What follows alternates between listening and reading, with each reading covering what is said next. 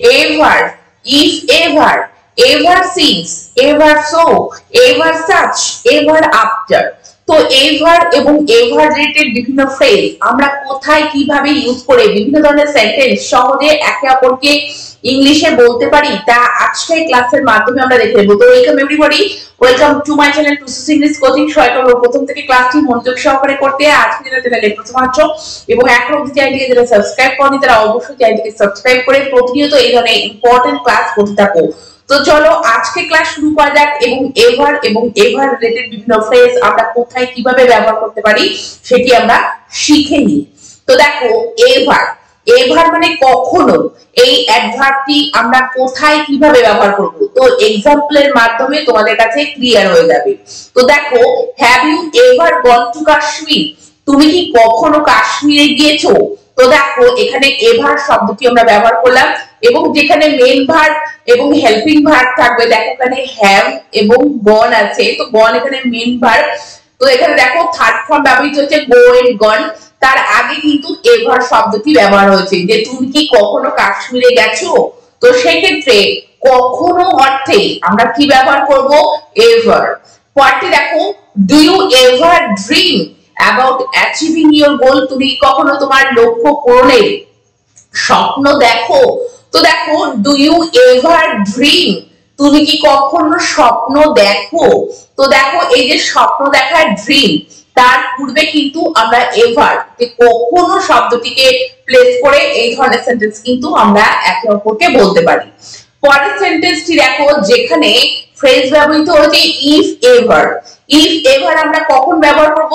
যদি কখনো অর্থে, যদি কখনো। তো কেমন হবে দেখো, if you ever visit Kolkata, যদি কখনো তুমি কলকাতা ভ্রমণ করো, you must visit science city, তুমি অবশ্যই সায়েন্স সিটিটাকে ভ্রমণ করবে বা পরিদর্শন করবে। তো দেখো অবশ্যই ভিজিট করবে সায়েন্স সিটিটাকে যদি কখনো তুমি কলকাতা ভিজিট করো। তো দেখো, if you ever visit Kolkata, you must visit science city. Point দেখো, if you ever go to the market, তুমি যদি কখনো বাজারে যাও, bring some tamarinds for me, আমার জন্য কিছু তেঁতুল নিয়ে এসো। তো দেখো, if you ever go to the market, যদি কখনো তুমি বাজারে যাও। পয়েন্ট দেখো, if Rathin ever goes to a fair he taste jalebi, যদি কখনো রথিন মেলাতে যায় সে কিন্তু জিলাপির স্বাদ নেয়।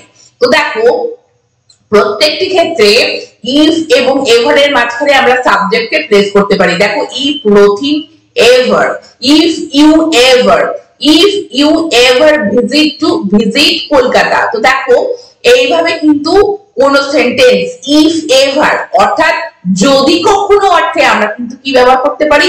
If ever. এবার পরের ফ্রেজটি দেখো, এভার সিন্স মানে কোন একটা সময় থেকে এখনো পর্যন্ত বোঝাতে আমরা এভার সিন্স ব্যবহার করব। দেখো, continuously since the time mention, অর্থাৎ যে টাইমটা উল্লেখ করা আছে সেই টাইম থেকে এখনো অবধি কোনো কাজ চলছে তো বা কোনো ঘটনা চলছে, তো সেটি বোঝাতে আমরা এভার সিন্স ব্যবহার করি। কেমন, once Rathin was beaten by a dog, একদা এক সময় রথিনকে একটা কুকুর কামড়েছিল, and he has been afraid of them ever since, এবং সে তখন থেকে তাদেরকে দেখে ভয় পায়, অর্থাৎ কুকুর দেখে কি করে সে ভয় পায়, মানে তখন থেকে যে তার ভয়টা শুরু হয়েছে এখন অবধি সেই ভয়টা কন্টিনিউ হচ্ছে। তো দেখো, continuously since the time mention, যে টাইম থেকে উল্লেখ করা আছে তখন থেকে এখনো অবধি বোঝাতে এভার সিন্স। তো দেখো, by a dog and he has been afraid of them ever since, মানে ever since মানে তখন থেকে। Rupam has had a scooter ever since he was 18, অর্থাৎ 18 বছর বয়স থেকে রূপমের কাছে কি আছে? একটা স্কুটার আছে। তো দেখো এখানে একটা স্কুটার যে আছে কখন থেকে? তখন থেকে তার যখন তার বয়স 18 বছর। তো কোনো একটা কাজ কোনো একটা টাইমে শুরু হয়ে এখনো চলছে বোঝালে তখন থেকে বোঝাতে আমরা এভার সিন্স ব্যবহার করব। পরেরটি দেখো, এভার আমরা কখন ব্যবহার করব? ভেরি বোঝাতে, মানে খুব খুব বোঝাতে আমরা সবসময় ভেরি ব্যবহার না করে আমরা এভার সো বলতে পারি। কেমন হবে? Ritu looks ever so smart, ঋতুকে খুবই স্মার্ট দেখায়। তো দেখো we feel ever so cold at this time, আমরা এই সময় খুব ঠান্ডা অনুভব করছি। তো দেখো we feel very cold at this time, তো প্রত্যেকটি ক্ষেত্রে আমরা ভেরি না বলে আমরা কিন্তু এভার সো বলতে পারি, তার মিনিংও কিন্তু very. This math is ever so easy, এই অঙ্কটি খুবই সহজ। তো this math is very easy আমরা এরকমও বলতে পারি, বা this math is ever so easy আমরা এইভাবেও বলতে পারি। তো এভার সো কিন্তু দেখো ভেরি অর্থাৎ খুব অর্থে আমরা কিন্তু ব্যবহার করতে পারি।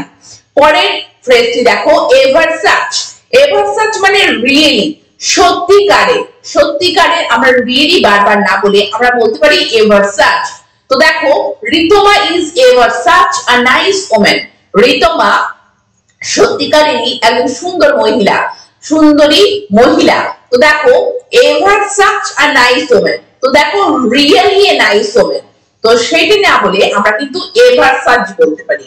পরেরটি দেখো Ratul is ever such a kind person that he always helps the poor, মানে Ratul is really kind person, Ratul is really a kind person মানে রাতুল সত্যি একজন দয়ালু মানুষ যে সর্বদা গরিবদের সাহায্য করে।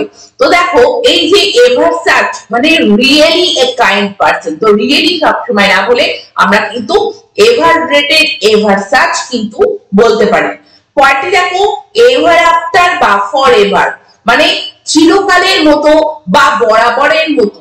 তো দেখো আফটার ম্যারেজ মালা লিভড হ্যাপিলি এভার আফটার, মানে বিয়ের পরে মালা চিরকালের মতো সুখে শান্তিতে জীবন যাপন করছিল। তো দেখো এভার আফটার মানে চিরকালের মতো, এভার আফটার বা ফর এভারও তোমরা বলতে পারো। তো সেক্ষেত্রে আমরা চিরকালের মতো বোঝাতে আমরা যে ফ্রেজটি ব্যবহার করতে পারি সেটি হলো ফর এভার বা এভার আফটার। তো after their son's death they move to London for ever, তো দেখো বা এভার আফটার। তো দেখো আফটার দেয়ার সন্স ডে মানে তাদের ছেলের মৃত্যুর পর they move to London for ever, তারা চিরকালের মতো বা বরাবরের মতো তারা কোথায় চলে গিয়েছিল? লন্ডনে চলে গিয়েছিল। তো দেখো এভার আফটার মানে চিরকালের মতো। এবার দেখো যে ফ্রেজটি অ্যাজ এবং অ্যাজ এভার, তো দুটির মাঝখানে মানে যেমন বরাবরের মতো। তো দেখো এক্সাম্পল গুলো দেখলে তোমাদের কাছে ক্লিয়ার হয়ে যাবে।